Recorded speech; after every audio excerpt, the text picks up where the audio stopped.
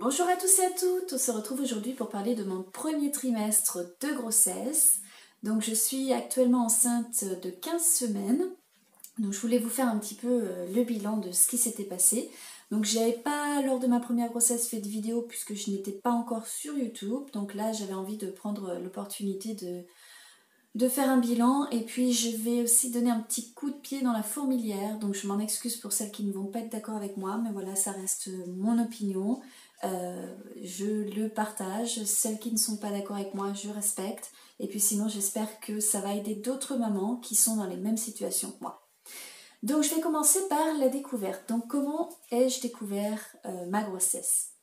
Donc contrairement à ma première grossesse où je m'attendais pas du tout à ce que ça arrive dans l'immédiat, j'avais arrêté la pilule, je me disais bon, j'ai entendu tellement d'histoires où il faut des mois et des mois pour que le corps reprenne un petit peu ses habitudes pour qu'on puisse tomber enceinte, ça n'arrivera pas dans l'immédiat, en plus c'était l'été, je me suis pas du tout portée sur mes retards de règles, ou j'ai pas du tout fait attention à ça, et puis du coup je suis tombée enceinte de suite, je vous dirais pas dès le premier essai mais à peu de choses près. Et je me suis rendu compte de ma grossesse à la semaine 9. Donc le premier trimestre était bien engagé. La différence de la deuxième, c'est que je l'ai su très très tôt, dès la 2-3e semaine de grossesse. Donc c'est pas génial parce que du coup il y a beaucoup plus de temps à patienter avant de pouvoir en parler aux gens. Et surtout avant de pouvoir faire la première écho qui est à 12 semaines, c'est très long à patienter. Je l'ai su donc un vendredi matin. Pourquoi? Puisque je suis, pour ceux qui me connaissent, aromathérapeute et réflexologue. Et donc j'avais un traitement à faire ce matin-là sur une de mes clientes. Et je devais utiliser une huile spécifique qui est complètement contre-indiquée dans la grossesse. Donc je me suis dit, avant de risquer quoi que ce soit, je vais quand même faire un test de grossesse. Qui est bien évidemment venu positif. Donc j'ai gardé ça pour moi 2 jours jusqu'au lundi. Pourquoi? Parce que le lundi c'était l'anniversaire du papa, de Gustavo, mon mari. Donc j'ai gardé ça jusqu'à son anniversaire. Donc il a été très surpris, s'y attendait absolument pas. Donc ça a été, je pense, un cadeau surprise, vraiment surprise pour le coup. Ça l'a vraiment surpris. Pour les symptômes, donc je voudrais vous dire que ma grossesse, les débuts de grossesse a été chaotique pour moi. Donc comment ça s'est passé? Pour vous donner un petit peu le résumé. Donc d'abord, une semaine avant de faire le test de grossesse, j'ai eu comme une grosse grippe. J'étais clouée au lit pendant à peu près 4-5 jours, très très faible, des grosses douleurs articulaires, absolument aucun appétit, je ne mangeais rien du tout. C'est quelque chose d'ailleurs, cette maladie-là, j'ai eu du mal à m'en remettre. Il m'a fallu un bon mois avant de retrouver un petit peu mes marques. J'étais extrêmement fatiguée. Donc je suis ensuite allée faire au médecin voir si effectivement confirmer que j'étais bien enceinte. 2 jours après ce rendez-vous au médecin, je me suis rendu compte fait que je me levais le matin, enfin les 2 jours qui ont suivi, je me levais le matin avec la paume des mains très rouge et les mains gonflées, et la même chose au niveau des pieds et de la plante des pieds. Ça me grattait beaucoup, c'était vraiment comme un peu de l'urticaire, mais c'était concentré sur la paume des mains et le dessous des pieds. Donc je suis retournée voir le médecin qui m'a fait faire une batterie de tests qui sont revenus tout à fait normaux. Par contre, elle m'a alertée sur le fait que si Léo avait les joues rouges, il fallait que je revienne, puisqu'il y a une maladie qui s'appelle donc le slapchicks ici, je crois que ça s'appelle la 5e maladie en français. C'est le parvovirus B19. Qui était très dangereux pour les femmes enceintes, donc il fallait que je revienne. Et donc 2 jours après ce rendez-vous-là, Léo a effectivement eu des grosses joues rouges et me voilà retournée chez le médecin pour faire une prise de sang pour savoir si j'avais contracté ce parvovirus B19. 2 jours supplémentaires à attendre, le docteur m'appelle et me dit qu'effectivement je suis positive et qu'il y a donc une grosse probabilité de fausse couche. Mais également, et là il a dit le mot qui m'a littéralement traumatisée, je ne vais pas vous cacher ça, il m'a dit que si la grossesse continuait son cours, il y avait de fortes chances de malformation.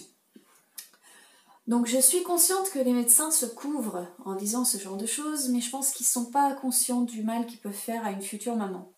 Je n'en dormais plus, je pensais plus qu'à ça, je me disais, bon, la fausse couche, à la rigueur, bon, c'est la nature qui fait les choses, mais la malformation, mon Dieu. Et ça m'occupait, ça m'a vraiment mis dans un état. Pourtant, le début d'une grossesse, on est censé être heureux, c'est génial, oui, on va avoir un bébé. Et moi, j'étais pas bien, mais vraiment pas bien. Donc j'ai eu de la chance de connaître de bons thérapeutes, donc j'ai fait des séances de tapping pour ceux qui connaissent, donc on vous tape au niveau de certains points clés, puis on vous fait répéter des phrases qui vous nettoient en fait le subconscient. Donc ça m'a permis de me tranquilliser, de reprendre mes marques, de relativiser, ça m'a fait beaucoup de bien, en parallèle avec de l'acupuncture. Donc ça m'a permis d'aller en fait jusqu'à la semaine 12 où j'ai fait mon échographie. Donc j'ai aussi contacté mon docteur en France pour avoir confirmation de tout ça. Lui il m'a dit que non, il n'y avait pas de malformation sur les cas cliniques en France, mais qu'effectivement de forts cas de fausse couche. Donc il m'a conseillé de venir en France pour faire l'échographie des 12 semaines, ce que j'ai fait.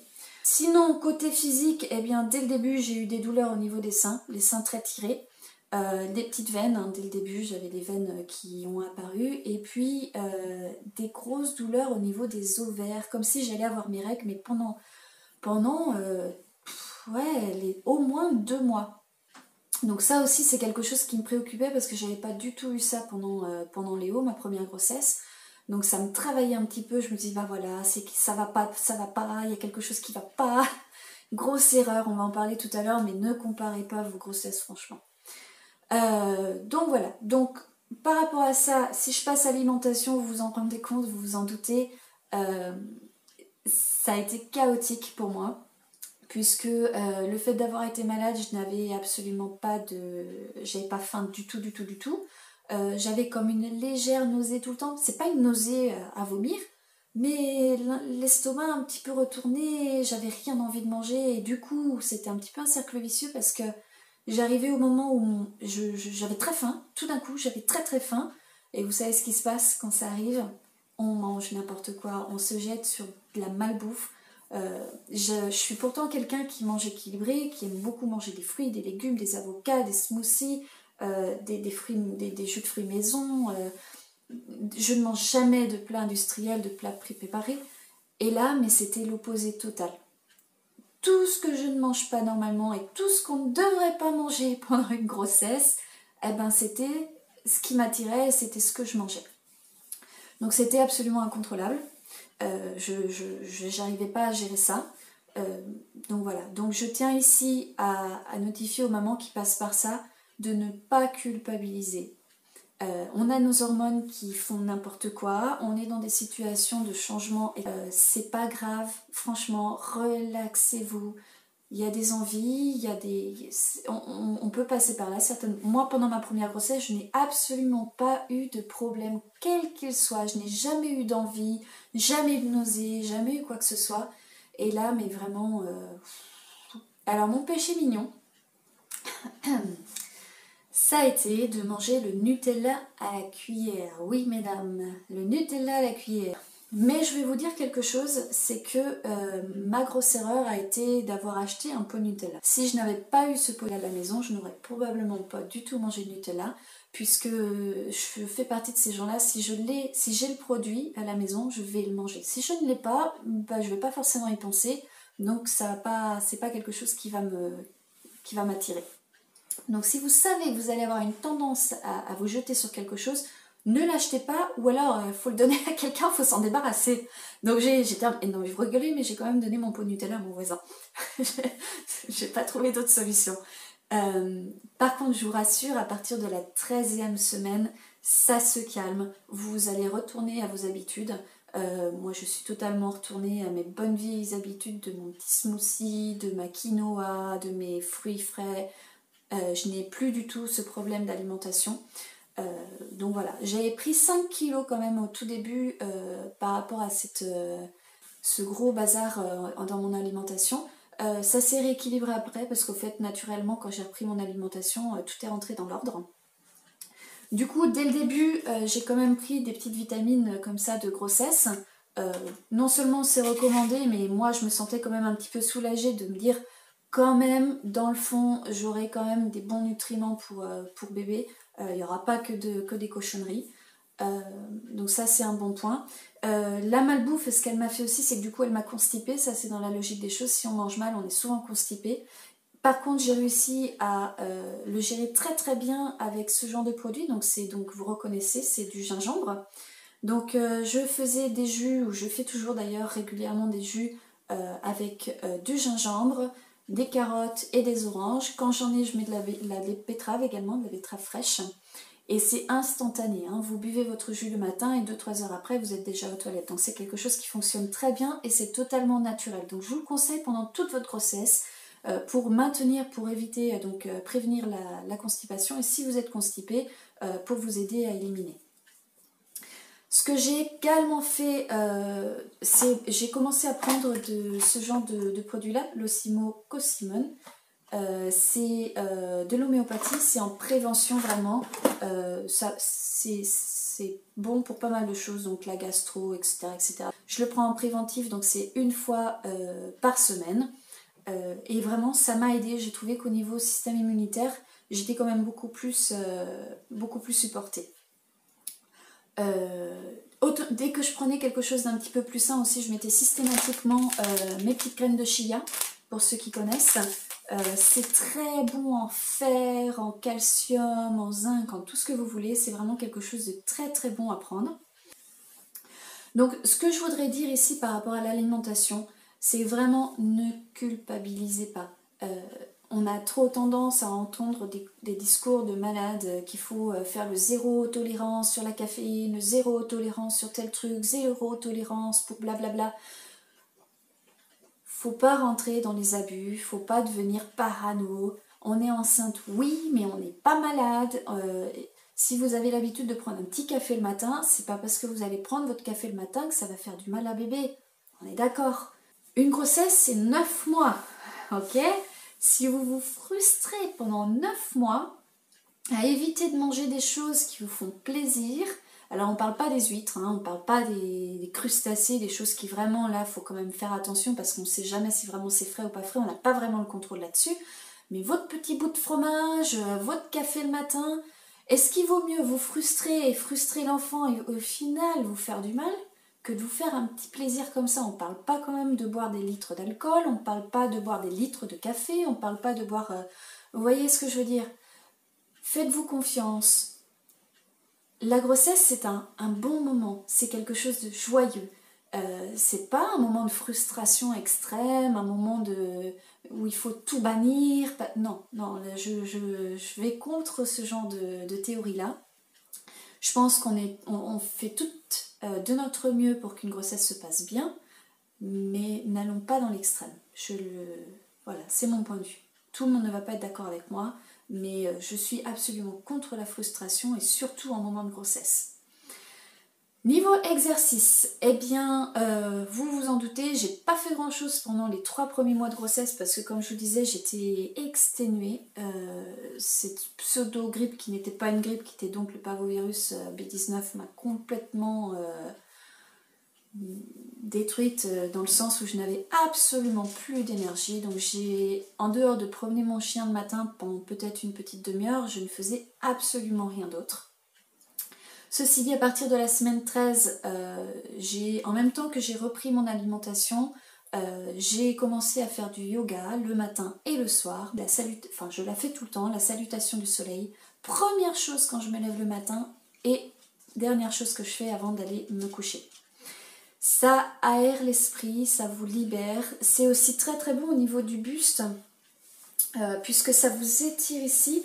Ça permet aux organes de reprendre leur place. Ça permet à bébé d'avoir sa place aussi, parce qu'on a vraiment tendance à être toujours tassé pendant la grossesse. Généralement parlant aussi, mais pendant la grossesse, moi je trouve particulièrement que j'ai tendance à me tasser. Je me tiens beaucoup moins droite. Donc cette petite session de yoga le matin et le soir me permet vraiment d'ouvrir tout ça et je me sens tellement mieux. Pour les mamans qui ont des nausées, ça va beaucoup vous aider aussi. Donc ça c'est les deux choses la chose en tout cas que j'ai commencé à faire beaucoup plus régulièrement. Et puis je marche un petit peu plus longtemps aussi le matin. Ça c'est donc exercice. Donc encore une fois, ne culpabilisez pas. Si vous n'êtes pas actif pendant les 3 premiers mois de votre grossesse, c'est pas un problème, c'est pas la fin du monde, vous allez vous rattraper. Ne vous inquiétez pas, on le sait, c'est un moment où on est beaucoup plus fatigué, beaucoup plus faible, c'est un temps d'adaptation pour le corps, donc on n'est pas au meilleur de notre santé. Il faut faire avec, Lâcher prise, laisser faire. Donc comparaison, comme je vous ai dit, je pense que c'est une grosse erreur de comparer vos grossesses et comparer les grossesses de vos copines. C'est comme comparer un accouchement. Vous le savez, un accouchement va être complètement différent entre une personne et une autre. Une grossesse, c'est à peu près la même chose. Pourquoi? Parce que vous êtes enceinte d'individus différents, avec une personnalité différente, tout peut être différent. Et moi, ça a été effectivement une de mes grosses erreurs. Comme je vous disais, au début, avec ma grossesse avec Léo, je n'ai pas eu de problème, mais je n'ai jamais su que j'étais enceinte à peu de choses près. Je n'avais aucune limitation, aucune nausée, tout se passait extrêmement bien jusqu'à la fin.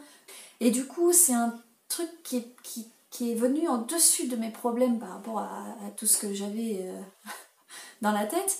C'est que en comparaison, je me disais, ah là là, voilà, ça va pas, il y a quelque chose qui va pas, avec Léo, j'avais pas ça, hein. Et alors que non, ça n'a rien à voir. Vous pouvez avoir plein de problèmes pendant votre grossesse et avoir un enfant totalement sain et tout se passe bien. Donc essayez vraiment de ne pas comparer vos grossesses. Vraiment, vraiment, ne comparez pas. Donc pour les soins, je recommande toujours d'utiliser de l'huile plus que de la crème. Je trouve que l'huile est beaucoup plus effective au niveau des vergetures, de la prévention des vergetures.